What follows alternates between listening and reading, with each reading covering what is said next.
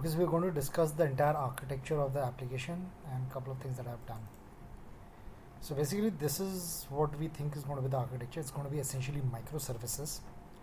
There's going to be an API gateway. So basically, the entire assumption is that this is on AWS. But let's say if we go to Azure, we'll have similar architecture and stuff. We might have to just build some of those other services. On the other hand, if we go to E2 networks, then there's a challenge because then you have to, for example, you'll have to build yourself, or you won't have CloudWatch, or you won't have Elasticsearch. So all those things have to be built. So let's, in any way, for now, just assume that we are on AWS and discuss this. So this is an API gateway. Basically, its job is that whatever incoming requests you have, they get routed to the proper servers. And essentially, the entire thing is a set of microservices, which we're going to talk about. So the first one is the authentication service. Its job is to have a self-service user management portal, which means you can create users yourself, you can change your passwords, which I don't think is going to be a case, but essentially all that.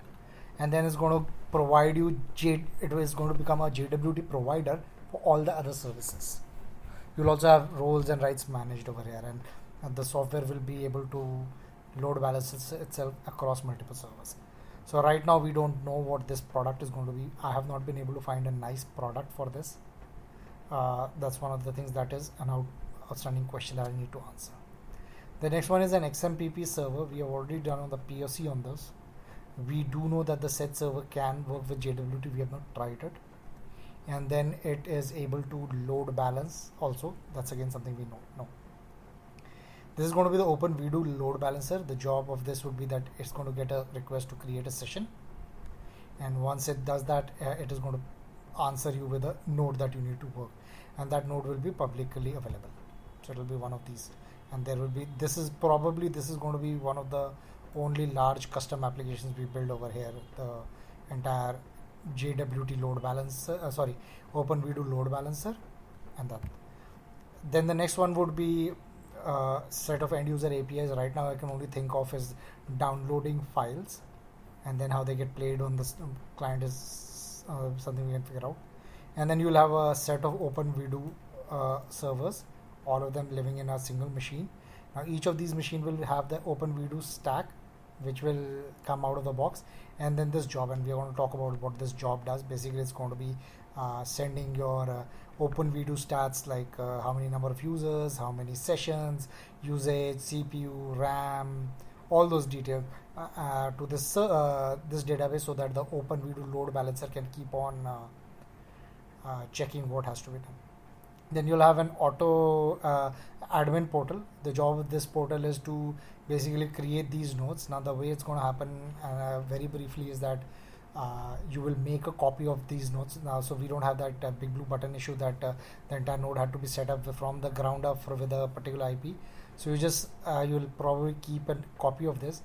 The moment you get a request to create node, whether it's auto scaling or manually, it's going to make a copy of this node, change its IP address. In case we are working with basically web tier, so we'll probably also register it on DNS. Otherwise, if we're just working in mobile world, we may not even need to register it with DNS. And then you start this node and run this job. So what this job is going to do is, and we're going to get into details of it in state machine, is that it's going to register itself with this particular load balancer. And once it is registered successfully and all the nodes are up, it will start working. Similarly, when the admin portal comes and says, okay, I want to remove this node, what's going to do is that it is going to send a signal to this particular load balancer database that this node is no longer available for requests, and it'll just wait. Now what is it going to wait for? It is going to wait for two things. The first thing it's going to wait for is all the sessions that are active on this are going to get over. So basically we've been monitoring all these active sessions, so it's just going to say at the moment all the active sessions get over. The second thing it's going to wait is if there are any recording, and those are getting processed. So all recordings are going to live off on S3, and then you're going to basically serve them.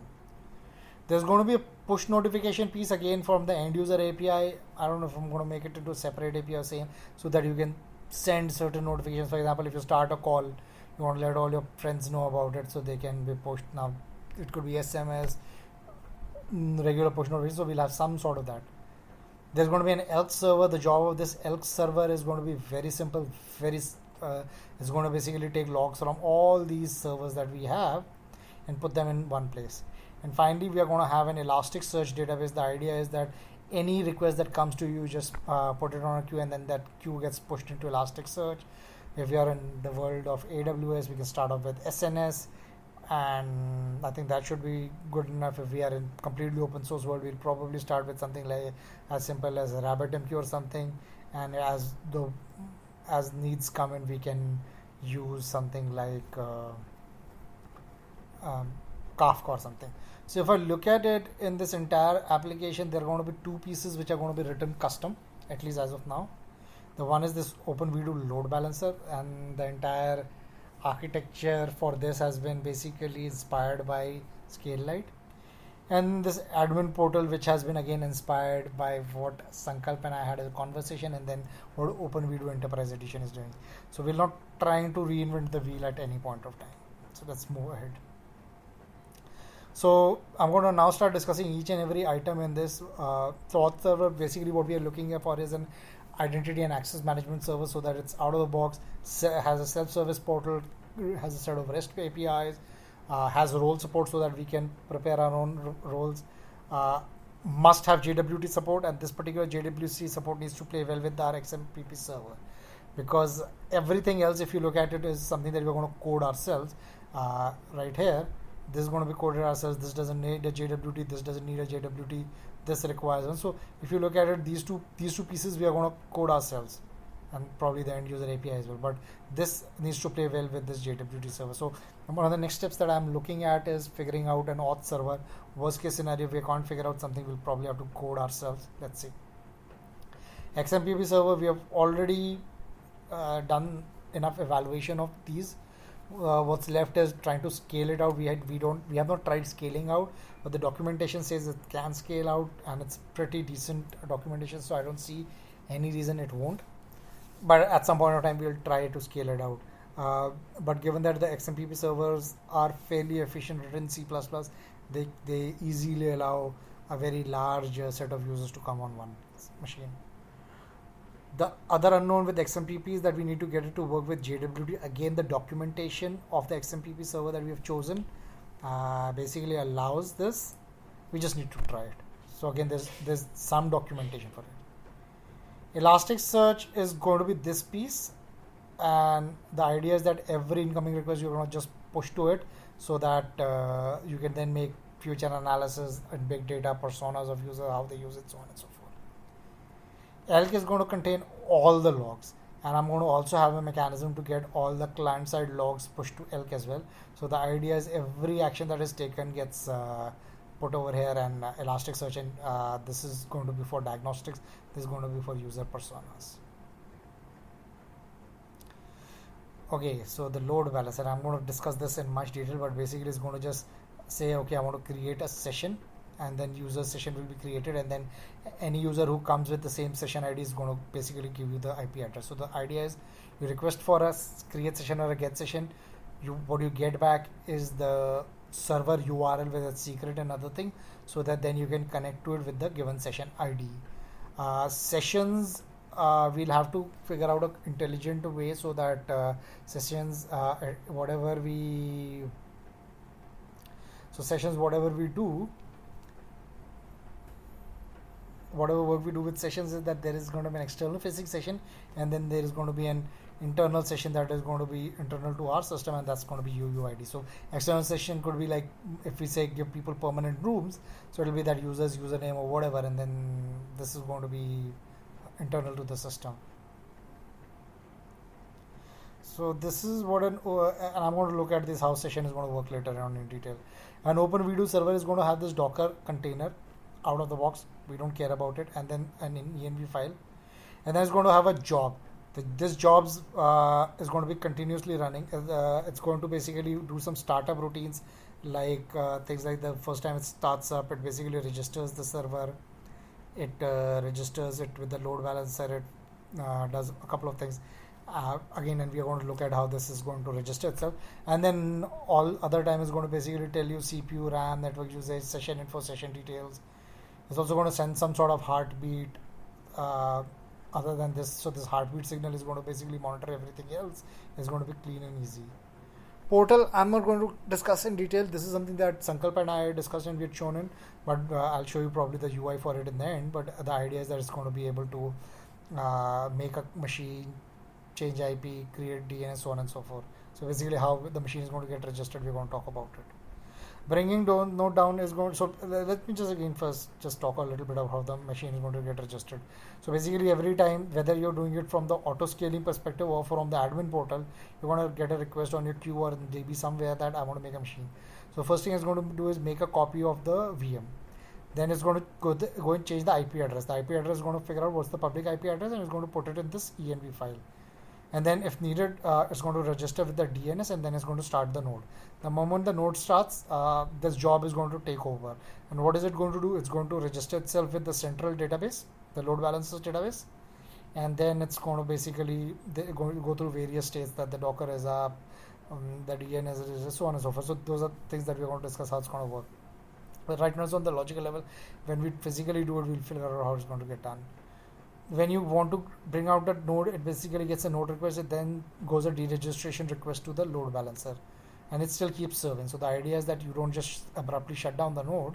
You're going to have to keep serving everyone who is out there, and this job is going to keep checking the active sessions and active recordings. Once everything is done, it's going to shut down the node itself. So let's get into the next document that we have.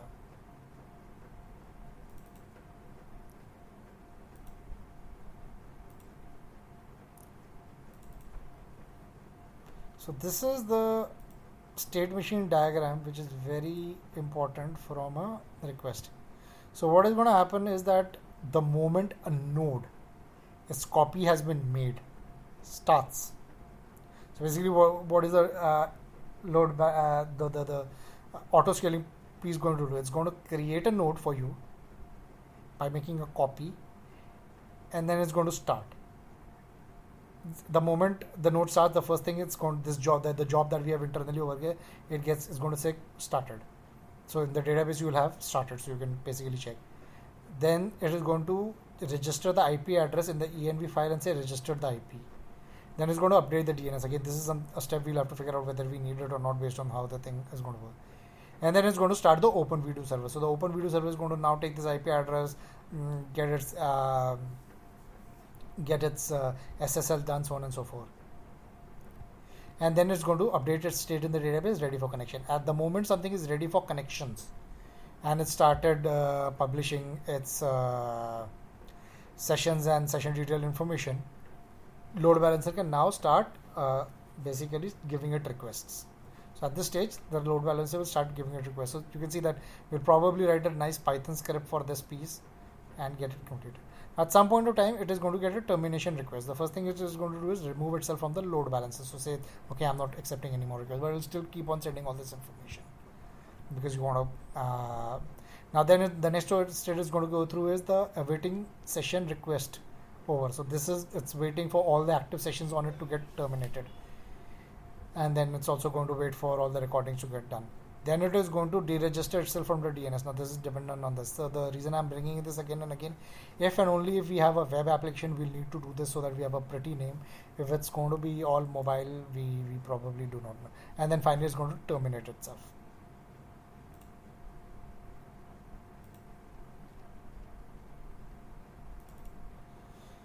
So not too much to discuss here. This is that up and down tool that we had created.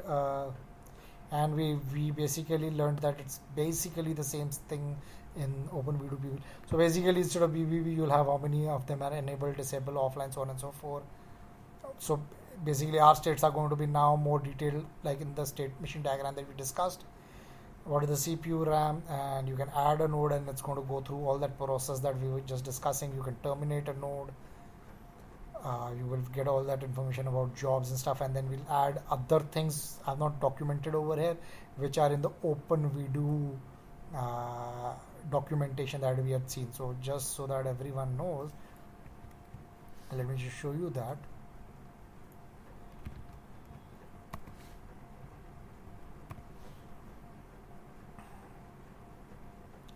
So if I go here,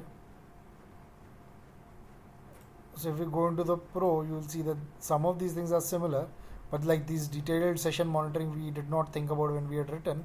So we'll basically just take all these features, and then when we have this session over here in this, like here you have all the sessions, so you can click on this button and get into the session we didn't really think about, but you will get all this detail about how each session is working and where those people are. Like in, I think in Open Video Inspector they yeah, here, so it gets you number of meetings in a session, how many of them are publishers, how many of them are subscribers. There is one for recording management, session history, cluster management. So cluster management we have already talked about, so we'll just take these features and build them. Let's see what else is there. We'll discuss this. Now this is more of a how the load balancer will work. So basically it's going to get a request and it's going to go through all these steps. These are similar to basic. So when we were doing BBB, we were looking at each of these being in a cluster, but now because you can do it in a file inside the job, I don't think this is required, because you can change the IP address and get this done. But essentially what you're going to have is that you will go through these pieces of code which will do one after the. So earlier we had a challenge that we had to manage the cluster in Big Blue Button externally, because you couldn't, because you were setting up a machine from an external source. But this is no longer required, because you can create a copy of the VM itself and it will work. So basically you get a job, you pick that gets fired, and a node gets created, and after all these steps are going to get done inside the node. You will not have to do them externally. So this brings up some degree of capability. So this is a little change from what when we had discussed with the Big Blue Button. High level database, again not something very fancy, but if I look at it, I think this is going. So basically we're going to have a number of nodes. These nodes will be in various states, like they're alive, they're removed, whatever, and then the stuff that we discussed in state machine diagram, that it is ready for connection, terminating, so on and so forth. And then we have a node history, and then every node will have a node load details. So basically this is the one that the load balancer is going to use. This is being used by everything else. So the load balancer details is going to have a CPU, RAM, the network, the number of sessions, the number of users, all that kind of information, and we'll probably have a nice little query which basically orders it in some way, and then we just pick up, and then I'll probably just make a view out of it, and then you always read from the view. A node will have a large number of sessions, and then a session will have a session history. So basically whatever, so every time you bring in a session, you post something to session history so that it's available, and then session details and session details history, so how the session detail move through its life cycle. So every time you put in all the information here, we might get rid of these sessions and session details, or we may keep them. I've not yet decided. Either these are going to get merged into one table, or they're going to, or we'll only have these history tables. So the idea is that having a session and session detail table, the benefit is that you can get some sort of consolidation over here, or we can probably do it on the fly. So both are capabilities that we can build. So what is going to happen is that whenever a request is going to come, we're going to this view, and this view is going to consider various things like number of sessions, number of users, how is the CPU going, how is the RAM going, and based on that it's going to just basically from this view we'll pick the least loaded node, and we will send back the IP address and the node's key to the client, and then the client can directly communicate with the node. We can also probably if I go back to this this document here, we can also have this heartbeat or this job monitoring itself. So we can probably have thresholds, like if say there is a session which is very heavy, for sake of argument, that it's just 3 people, but those 3 people are like publishing very rich media to the servers, and that's just taken 80% of the CPU for some reason.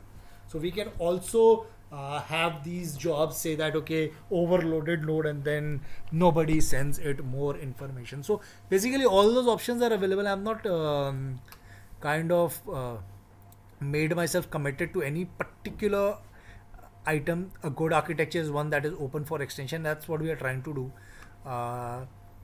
If I look at it, and I want to keep it very simple, for example, if I look at this one piece, all it's doing is figuring out the node that you need to go. And how is it going to do that? It's going to figure out using that view we discussed, the least loaded node. And what's the definition of a least loaded node? For now, I think it's going to be number of users, and probably a cutoff would be CPU. But because we're going to do it in a view that we saw, if we feel that other factors like network or sessions or CPU are limiting factors, or memory is a limiting factor, then what we are going to do is we can shift it from there, because it's the view. So logic will always remain in that view and one line of query. Similarly, this end user API is going to be a very simple piece. It's going to just take from S3 a recording and then push notification. Admin portal is going to again be a very simplified thing that you just click on something, get the and register these nodes as we just discussed by just creating a copy and then forgetting about it, because this job inside it will have that startup component which is going to say, okay, I know how to register myself with this within the network.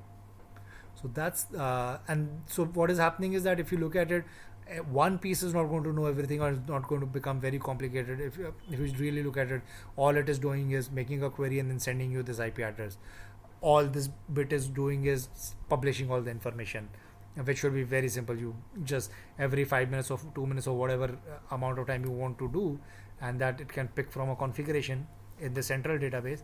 It's just going to get all the statistics and push it out, and those are simple things in Linux. We can probably just put them in files and then not even make database connections, and then keep putting them. Admin node is again going to be very simple, that for most of the things it's just going to get all this information and put it out for you to for a view.